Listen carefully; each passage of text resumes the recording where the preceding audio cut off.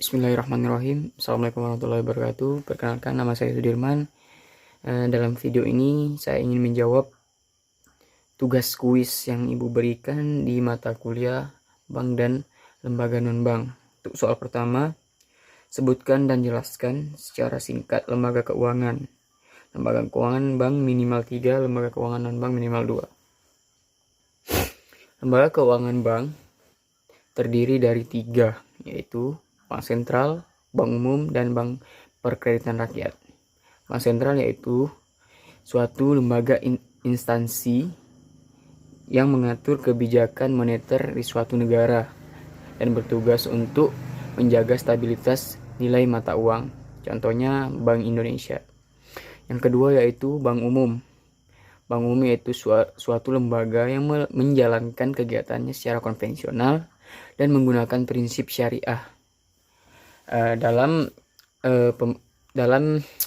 Bank Umum menyediakan jasa pada lalu lintas pembayaran, contohnya Bank BCA, Bank BRI, Bank BNI, Bank Danamon, Bank Kepri Syariah, dan lain-lain. Dan yang ketiga, Bank Perkreditan Rakyat.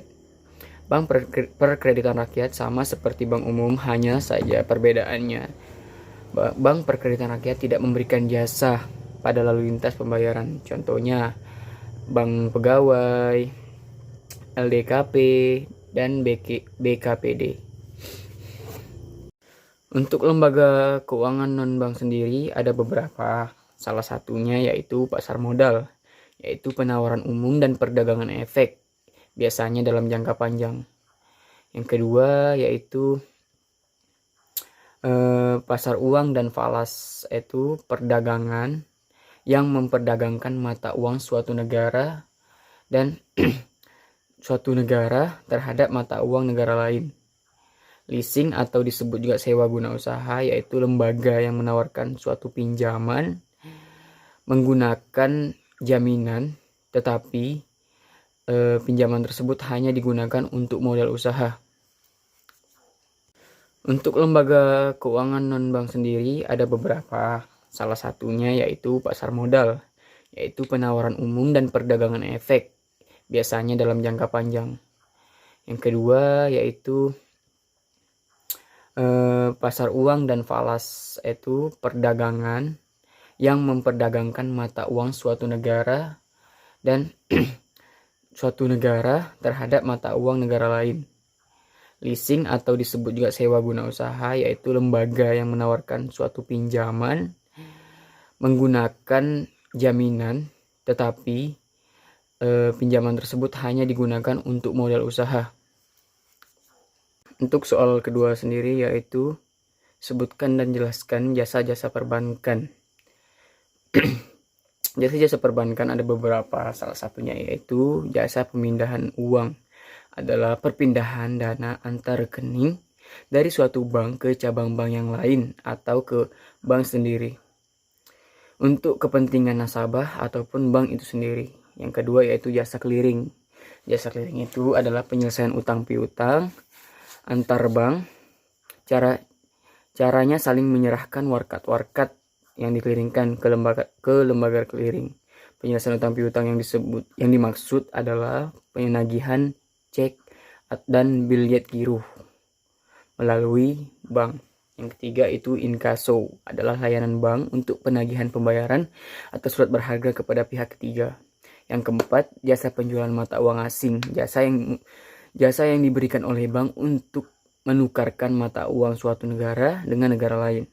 Bank card. Yang kelima yaitu bank card adalah layanan dari bank yang digunakan untuk kegiatan transaksi, baik itu mengambil uang ataupun membayar tagihan, biasanya membayar tagihan di supermarket ataupun membayar listrik dan sebagainya. Untuk soal yang ketiga yaitu sebutkan dan jelaskan sumber-sumber dana bank.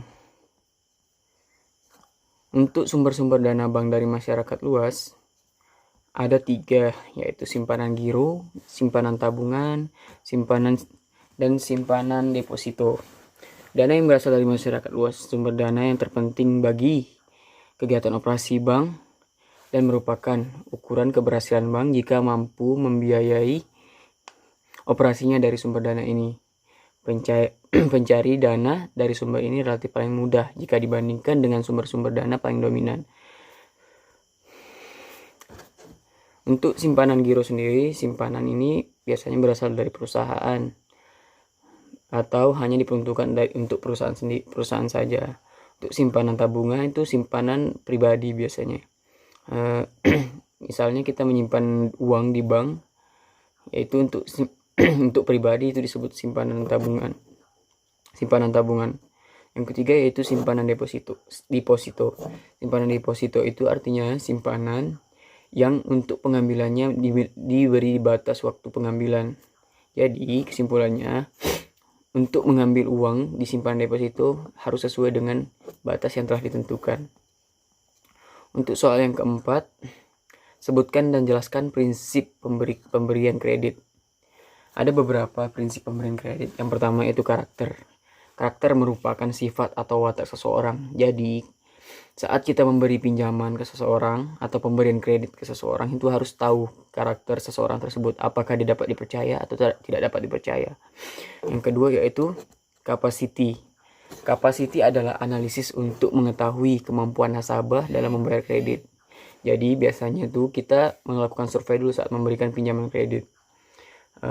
Kita melihat apakah dia mampu untuk membayar atau tidak melalui melihat atau menilai dari kapasitinya. Yang ketiga yaitu capital. Capital adalah kondisi kekayaan yang dimiliki oleh perusahaan yang dikelola calon debitur.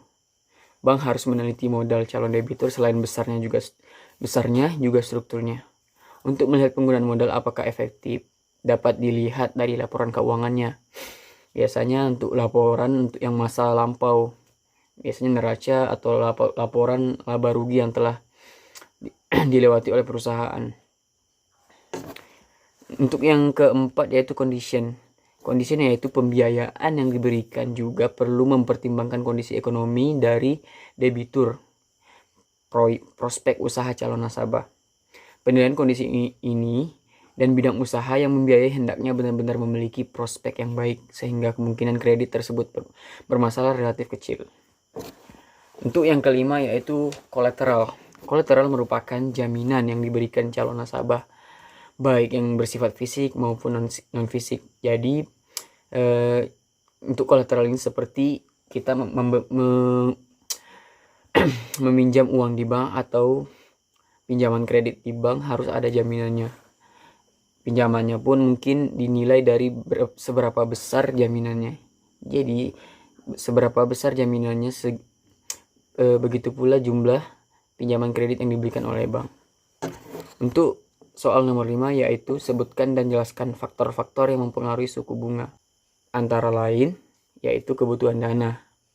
Apabila bank kekurangan dana atau simpanan sedikit tetapi pemohon pinjaman meningkat, otomatis bank tersebut akan meningkatkan suku bunga simpanan sehingga menarik nasabah untuk menyimpan uang di bank karena keuntungan yang lebih besar, sehingga simpanan pada bank akan meningkat dan bisa